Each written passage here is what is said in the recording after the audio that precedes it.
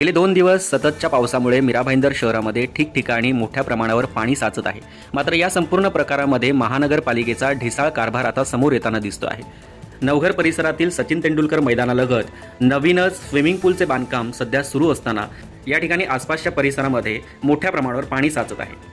या स्विमिंग पूलच्या कॉन्ट्रॅक्टरने तेथील मुख्य गटारामध्ये जे पिलर अर्धवटरित्या उभे केले होते, त्यामुळे सदरच्या परिसरातील कविता इमारत किंवा सरस्वती नगर या परिसरामध्ये मोठ्या प्रमाणात पाणी साचले होते.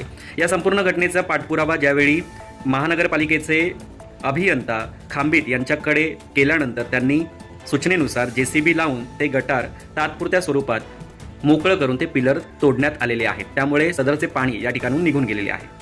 या घटनेची माहिती मिळताच लगेचच स्थानिक नगरसेविका नीलम ढवण यांनी या संपूर्ण घटनेचा आढावा घेतला. अधिकाऱ्यांशी बोलून यावरती तात्काळ अंमलबजावणी व्हावी, तात्काळ या संपूर्ण समस्याचं निराकरण व्हावं अशी त्यांनी मागणी केलेली आहे.